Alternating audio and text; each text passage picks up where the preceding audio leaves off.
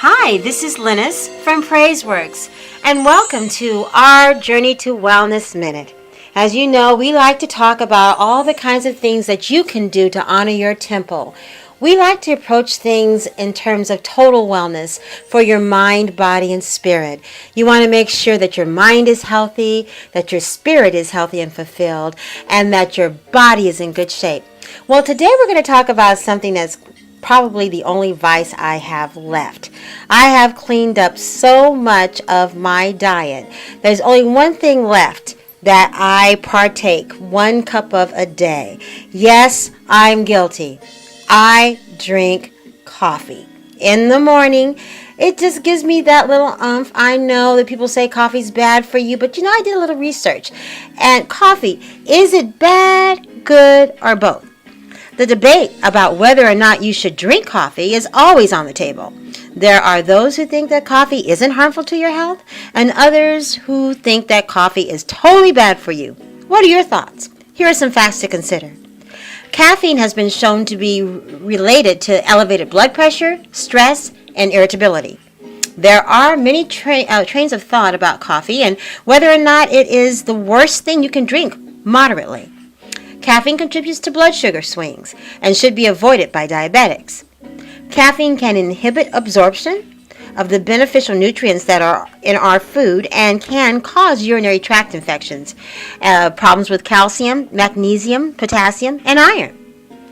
Caffeine can also exacerbate in women and increase the risk of PMS, osteoporosis, urinary tract infections, PMS, infertility problems, miscarriages, low birth weight problems, urinary and prostate problems for men. Caffeine also contributes to dehydration and the aging process. So if I'm to read just that right there, that should be enough to convince me to not ever touch caffeine again. Well, okay, here's the second train of thought. On the other hand, consuming caffeine 1 hour before exercise can increase your endurance. Caffeine constricts the blood vessels and helps the body to absorb medication.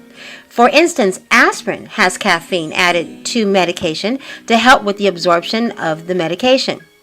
Caffeine is a source of antioxidant. For many Americans, it is the only antioxidant they may have in the course of a day.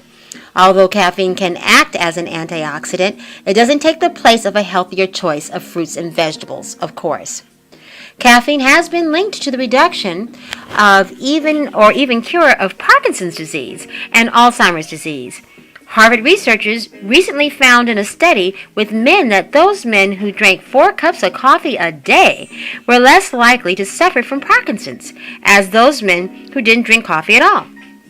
Coffee can't prevent diabetes because of the antioxidants in coffee, which stimulate the muscles to burn fat and sugar more effectively. So, what is a person to do? There are good benefits and not so good benefits to drinking coffee. Perhaps the best approach is all things in moderation. Listen to your body.